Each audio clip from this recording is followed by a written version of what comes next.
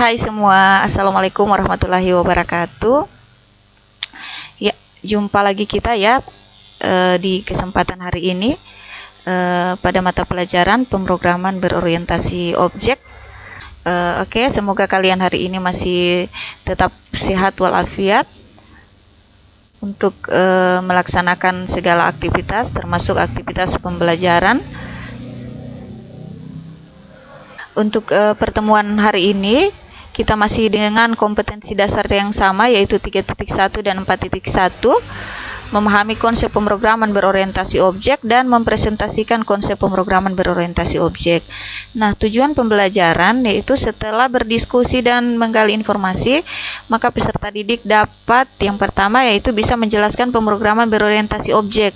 Nah, hal yang pertama ini, tujuan yang pertama ini sudah kita lewati di pertemuan kemarin dan alhamdulillah sudah tercapai. Adik-adikku sekalian sudah bisa menjelaskan pemrograman berorientasi objek karena sudah selesai mengerjakan tugas yang kemarin. Oke, sekarang kita masuk di tujuan yang kedua dan yang menjadi pokok bahasan kita yang di hari ini, yaitu mengemukakan objek dan karakteristiknya. Jadi di kesempatan hari ini adik-adikku sekalian, setelah menerima materi, berdiskusi dan menggali informasi, saya berharap adik-adikku sekalian dapat mengemukakan objek dan karakteristiknya. Untuk tujuan 3, 4, dan 5 ini akan kita bahas pada pertemuan berikut. Oke, kita lanjut. Nah, kita masuk di materi ya. Sekarang materi tentang pengertian objek. Nah, apa itu objek?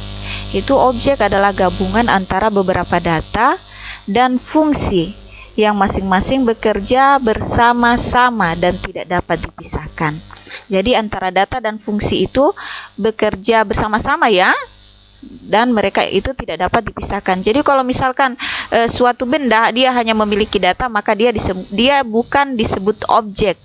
Karena suatu objek itu dia memiliki data dan memiliki fungsi yang keduanya saling bekerja sama dan tidak dapat dipisahkan. Oke. Itu tentang objek. Nah, sekarang objek dapat meliputi 3 hal berikut ini. Maksudnya si benda ini bisa dikatakan objek ketika dia memiliki 3 hal ini. Yang pertama yaitu identitas.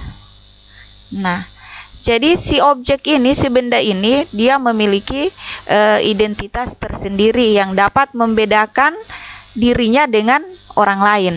Nah, jadi dapat membedakan si benda yang satu dengan benda yang lain. Jadi objek itu dikatakan dia sebagai objek ketika dia memiliki identitas tersendiri. Oke, itu yang pertama ya. Yang kedua, si objek ini mempunyai perilaku atau sifat-sifat yang khusus. Nah, jadi si objek dia punya sifat sendiri yang dia miliki sendiri, yang dia punyai sendiri. Oke, yang ketiga, si objek ini mempunyai ukuran yang baku. Nah, jadi kalau misalkan sebuah benda sudah memiliki identitas, sudah memiliki perilaku atau sifat-sifat, dan sudah memiliki ukuran yang baku, maka benda tersebut dikatakan sebuah objek. Oke, jadi seperti itu ya anak-anakku. Untuk lebih jelas kita simak slide berikut. Sekarang kita masuk di karakteristik objek. Nah, setiap objek memiliki 2 karakter utama, yaitu atribut dan metode. Jadi satu objek itu dia memiliki 2 karakter. Yang pertama atribut, yang kedua adalah metode. Nah, jadi kalau misalkan di sebuah objek tapi tidak memiliki 2 karakter ini atau hanya memiliki salah satu, maka dia tidak dikatakan sebuah objek. Nah, contoh mobil adalah objek. Jadi si mobil ini merupakan sebuah objek. Ia adalah objek dari alat transportasi. Oke, sampai situ paham? Jadi si mobil adalah sebuah objek. Objek dari alat transportasi. Nah, si mobil ini karena dia sebagai objek, maka dia memiliki karakteristik berupa atribut dan berupa metode. Nah, atribut dari mobil yaitu bahan bakar, roda atau ban ya, warna, kecepatan, dan lain-lain. Jadi apa saja yang ada di dalam mobil itu adalah atribut dari sebuah mobil atau sebuah objek yang bernama mobil. Nah, itu tentang atribut. Nah, sekarang untuk metode. Si mobil atau si objek mobil ini memiliki metode atau operasi atau behavior adalah mogok dan berjalan. Nah, jadi seperti itu ya. Jadi ada sebuah objek bernama mobil. Ini objek adalah dari alat transportasi.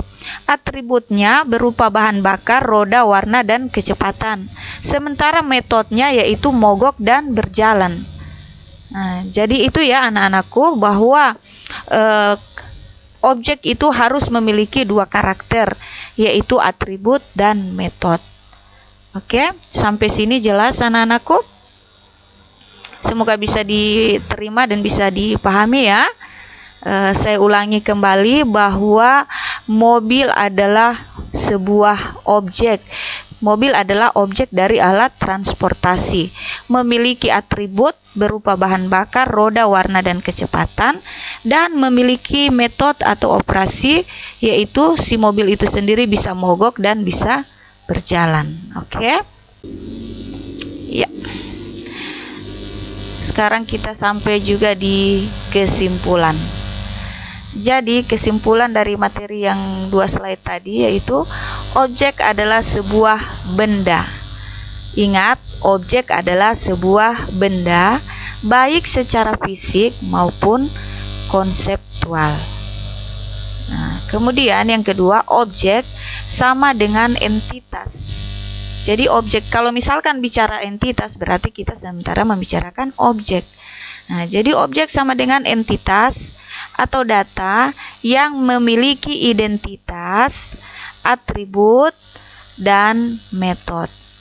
Ya, sekarang kita masuk ke tugas ya. Seperti biasa di akhir materi, saya akan memberikan tugas untuk mengukur kemampuan kamu terhadap penyerapan materi yang sudah disampaikan tadi.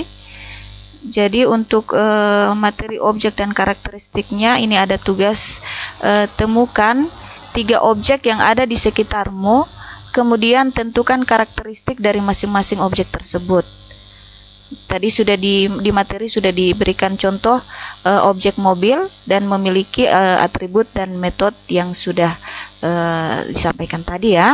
Jadi kamu buat tugas seperti itu. Tapi kamu temukan 3 objek itu yang ada di sekitar kamu, berarti yang ada di rumah. Jadi itu ya untuk tugas di pertemuan hari ini. Seperti biasa, kerjakan tugas dengan penuh tanggung jawab. Oke ya. Jadi itu saja untuk pertemuan hari ini. Semoga kalian paham dan bisa mengerjakan tugasnya dengan penuh tanggung jawab. Demikian dari saya. Wabillahi taufiq wal hidayah. Wassalamualaikum warahmatullahi wabarakatuh.